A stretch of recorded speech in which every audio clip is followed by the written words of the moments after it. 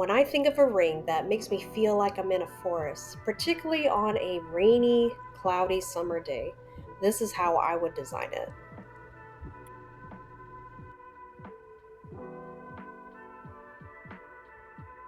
Hi, my name's Casey the Jeweler, and welcome to my channel. So, how I started with this ring was trying to incorporate a lot of different structure and different elements together into one ring, which was very interesting and super tricky to do, actually. And this is the first video where I get to incorporate CAD design into it, and then everyone can see a little bit of what it takes to create one of these rings from the ground up. So it's kind of like I'm creating like the foundation, if you will, of the ring, like putting the bones together first. But we actually call them curves, not bones, but I hope you get the idea. And here I'm just placing the stones to where they need to be. So when it comes to design, I always start from the ring size and then I build outward from there. If I were to start creating different shapes and then putting them together from like the outside and back inward, then nothing will be as proportionate and it'll take much longer time and it would actually not work out too well. So I always start from just the curves and then build outward.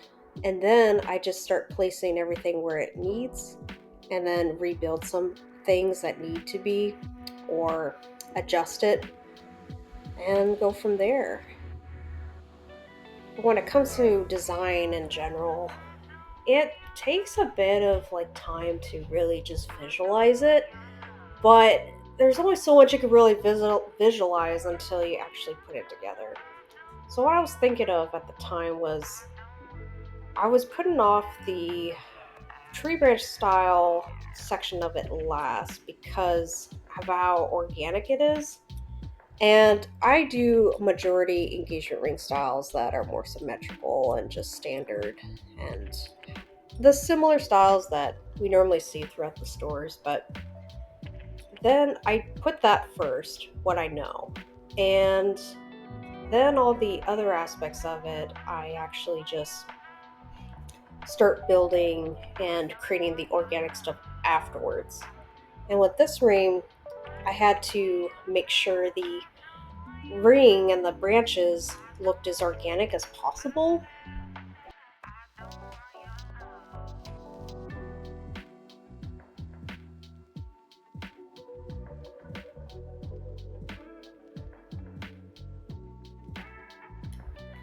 So with this ring, I had to focus on the engagement part first and make sure to create the foundation to where it looks like an engagement ring and it has the same structure and as well as the flow and but still aesthetically pleasing before I could start adding all of the organic elements to it, such as all the tree branches is what I'm referring to.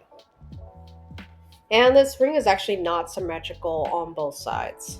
Even though it may appear to be, it actually isn't. And that's actually some things I really enjoy doing, even though it adds more time to the design aspect of it, but I find it more interesting and more fun when it comes out in casting and it's actually in the finishing process. I guess what I meant was I find it more fun to look at if it's got a little bit more interesting details such as this.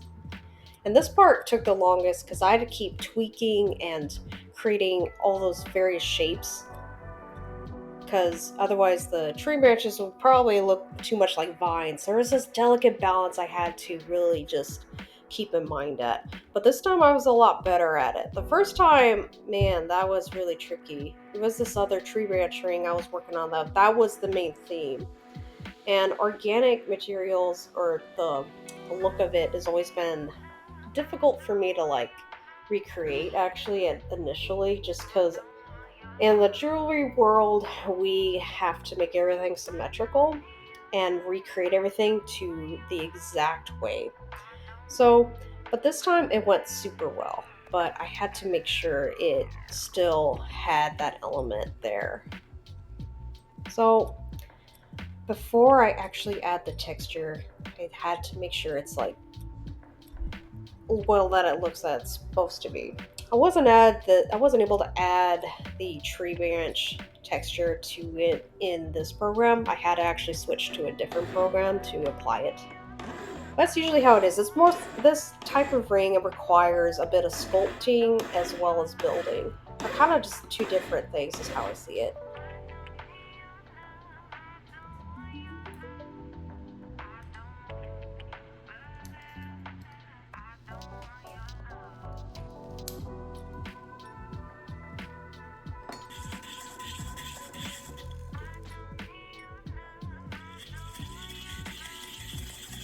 So this is what white gold looks like right after the casting house.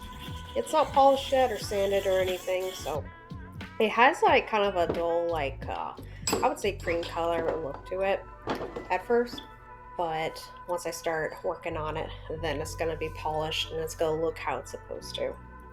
And I really enjoy this stuff because it's actually really therapeutic. I actually enjoy removing metal a lot and like, or all the parts that I don't need. And then, because it's kind of like, I guess because it's similar to sculpting for me, even though it's not, I'm just not really like, I've done all the building and design, so I don't have to build anymore. But this is kind of a fun way to like do my version of what sculpting is.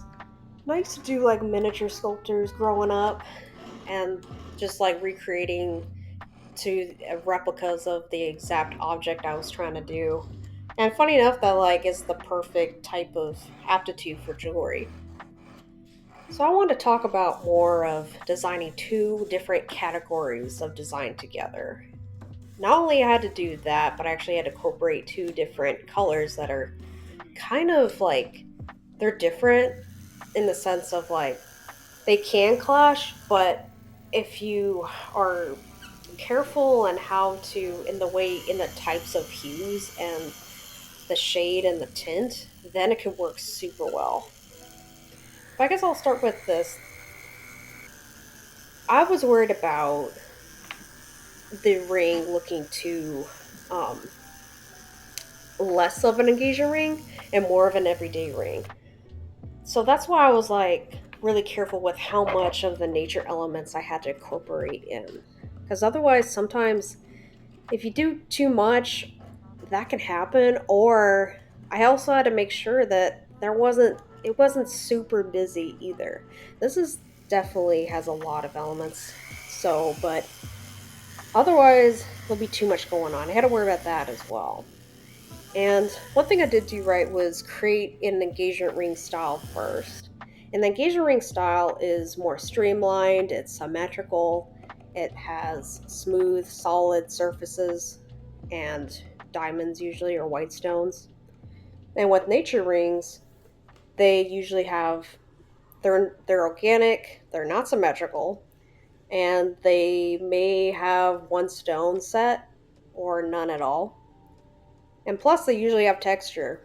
So I had to figure out the best way for it to look, well, aesthetically pleasing, but still have that engagement ring style to it, but have the nature section of it to show that it's got a theme to it, that it makes you feel like you're, well, makes me, it's always made me feel like um, I would find in a forest somewhere, or how and has this beautiful plant theme to it that I make sure to incorporate. But here, this is a technique I have that's what I call thrumming, and it's basically I'm polishing the inside of the ring.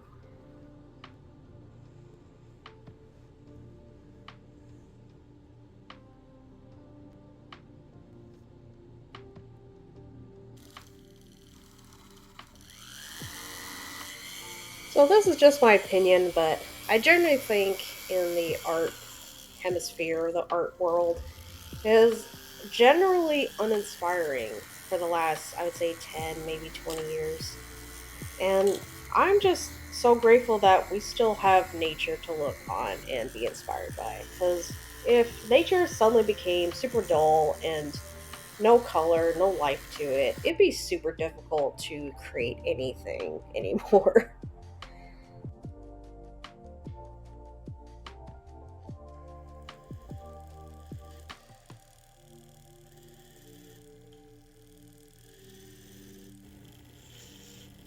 Just looking at it, I want to go outside. And this is if, like I said, if like fairies or the forest was to create jewelry or something, I imagine this is actually how it would look like if I was in a forest somewhere and I'd find some treasure and this ring would be there. But the image in my head when I was thinking about it really was in Alaska, for instance. It's very rainy in the summer. That's usually how it is, and but it's very green. That's the really nice part about it is how green everything is. And I like to go by this tree I used to climb, but there's this like mossy area where there's this tiny little cave, and I think that's where the wild bunnies used to live.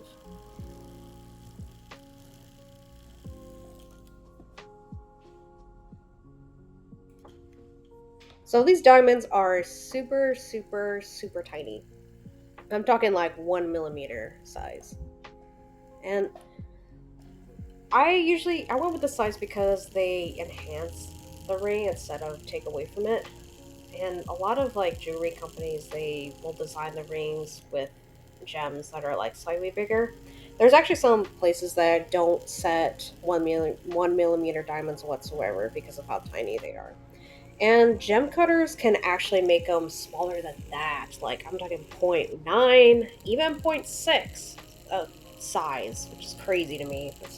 That's what I've heard. So, but I don't think gems need to be that small.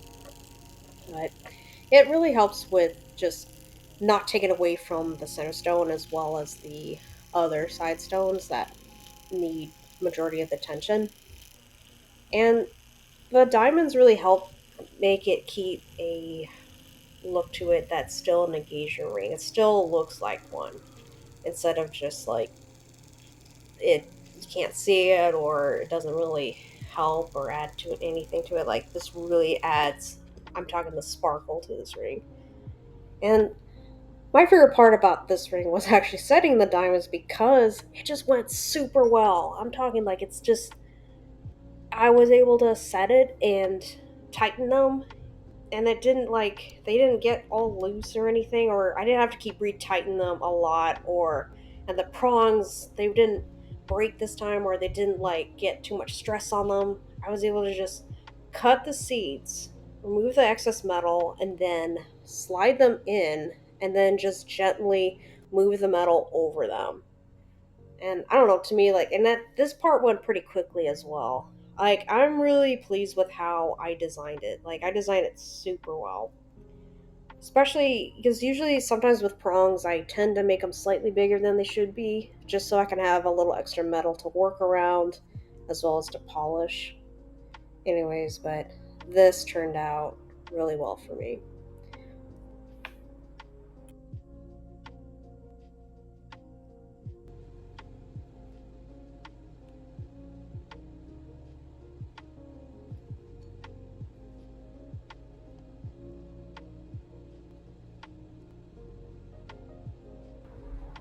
I don't think jewelry needs to be boring.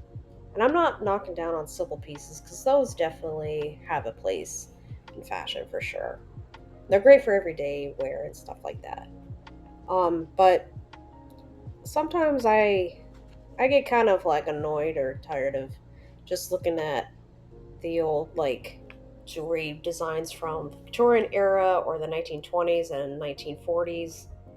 And to me, I just think that we could bring that back, but do possibly build like a new type of design era.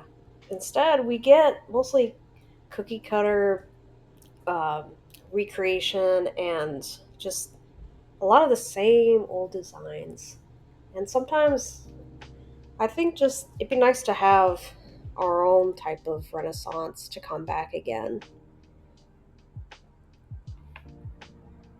And so whenever I recreate a ring to make it more than just an engagement ring, I like to try to tell a story of it and give some life to it. And something to really just cherish and look at for many years to come.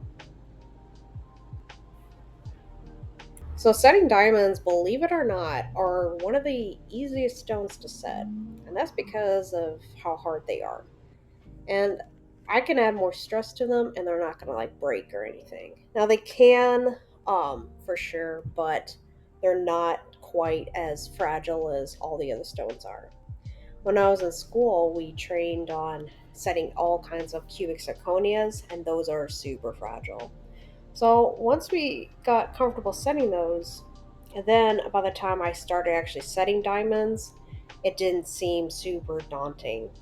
Because if you break a cubic zirconia, like it's not super expensive, but if I break a diamond, well, it was very expensive and a lot of money lost. So, but yeah, the diamonds are actually like pretty straightforward. That's kind of why I prefer to set them if they're like in a baguette shape or a taper baguette because they can handle a lot of the pressure I will add to the, especially if it's like a channel setting, for example.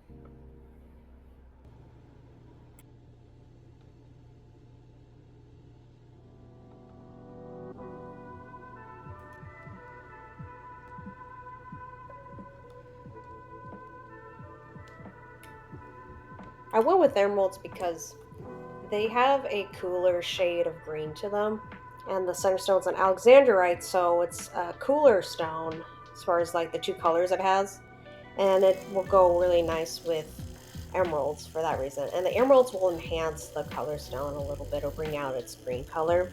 But it also was great for the nature aspect to it. And that's also why I ended up going with a marquee shaped emerald. And marquee is really just like a cat eye shape.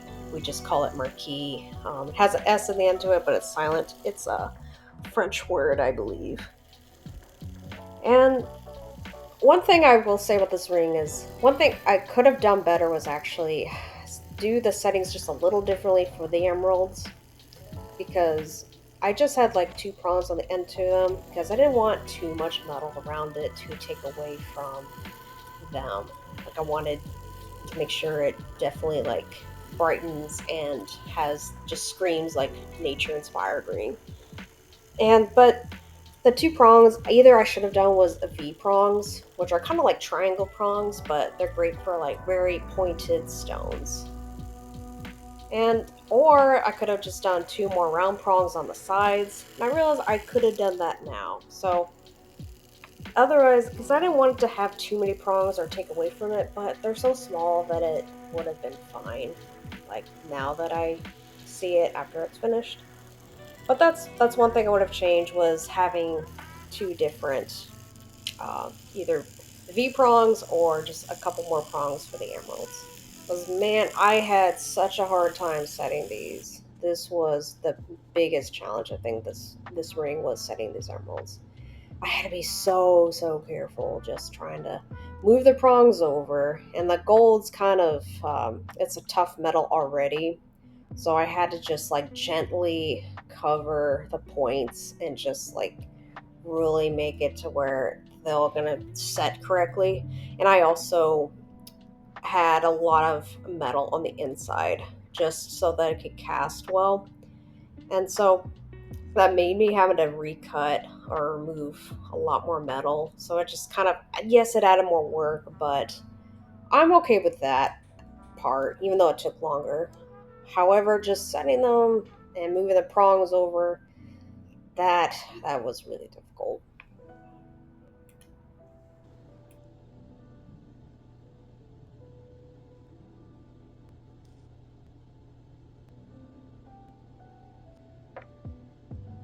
For the sunstone, we have a 3 carat Alexandrite. And what's really neat about this stone is that it was actually special cut for this ring. It took about a month to complete. So once I was setting it and taking photos of it and video, I noticed that it didn't really like the camera too much. Like for some reason, it just doesn't show its true color. I tried to do all kinds of filters and um, stuff like that to show what it actually looks like, but it didn't take it. So in the camera, it just shows that it's blue with like deep purple to it, but in real life, it's really more green with specks of lighter colors of green that's mimicking the emeralds. And then it has a deep purple in it that's so dark that it's actually kind of more blue, but more of a teal color to it. Which, anyway, I thought that was super interesting about it. And what's also cool about the Alexandrite is that they're actually really rare. They're one of the rarest gemstones out there, which actually makes them super special as well. After all of that, I actually ended up doing some digging, and I noticed that like the reason why Alexandrites tend to change color under certain light is because it's called pleocryism. And that just means that once it's exposed to like certain light hues, that makes it change certain color. And certain colors can actually make it look red, which I haven't seen it do that yet. But I do see that it's kind of a little bit more of a bright pink purple in the camera, kind of. But that's the reason why. Otherwise, it will look just like a bright green with other shades of green, as well as purple.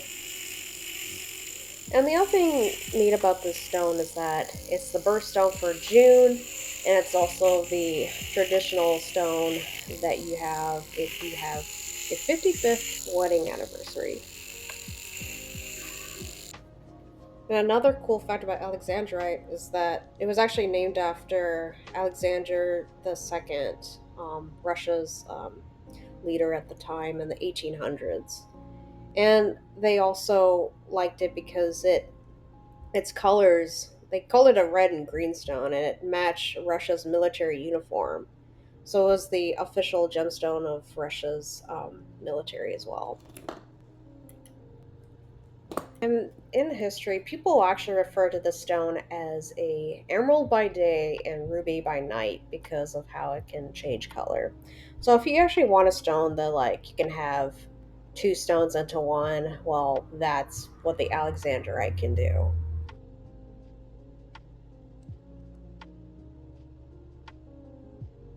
Setting the stone was actually very difficult as well.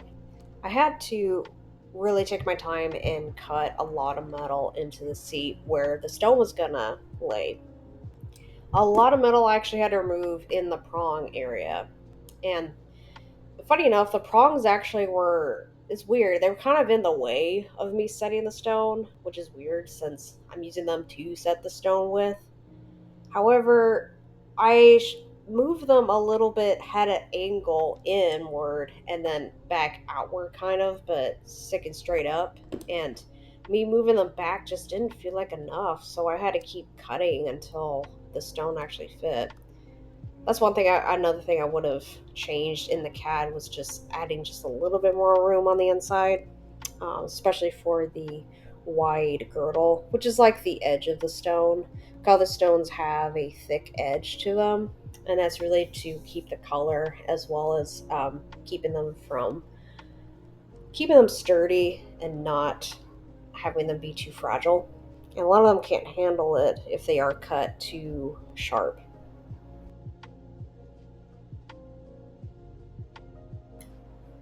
Now, for the tree branches, I did have to recreate the lines again because they were still kind of subtle after casting, and they didn't show up as much as I would like. So I did have to make sure that they were seen a little bit more. What was neat though was 3D printing has these lines on the metals that it actually is very similar to how wood texture looks like or the inside of a tree trunk. So I did leave them there as well as like just keep my lines and make mine a little bit more defined.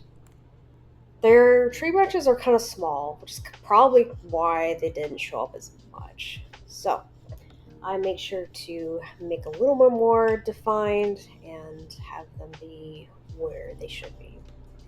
But I really love how this ring came out. It definitely just perfectly encapsulates nature as well as engagement altogether. Now, with design, the center stone has to be center sage. Because if it isn't, and everything else is a lot more louder or more bold, like way more than center stone, it kind of makes the ring a little bit less interesting to look at, or it becomes plain all of a sudden. I try to think of it like a beautiful art painting where you have the focal point be the center stone, but then everything else enhances it or adds more depth to the center stone.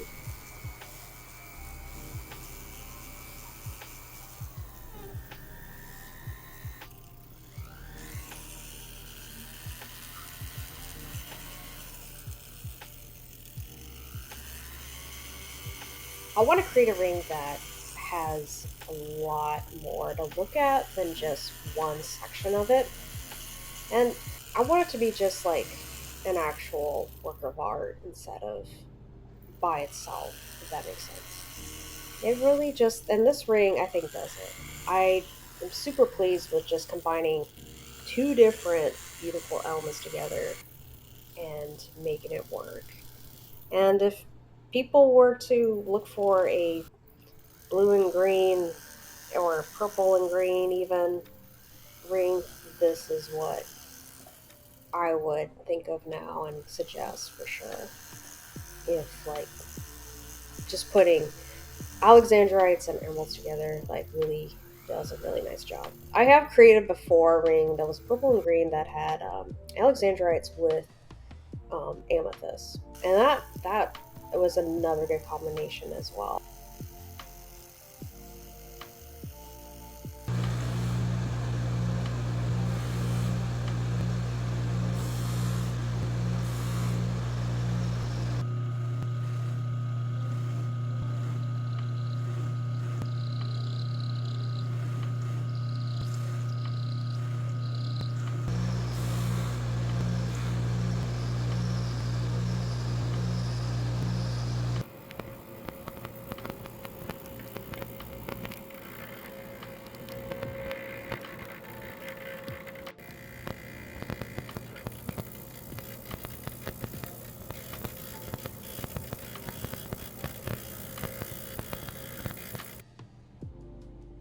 My favorite part about design is just like putting all kinds of combinations together and seeing how well it's going to work out. This project came out just amazing. I really outdid myself with this ring. I hoped everybody enjoyed watching me create it as much as I enjoyed working on it. And this type of ring is definitely one of those high fashion rings that will not only stand, you know, the test of time, but also last for generations. And I hope to see you next time.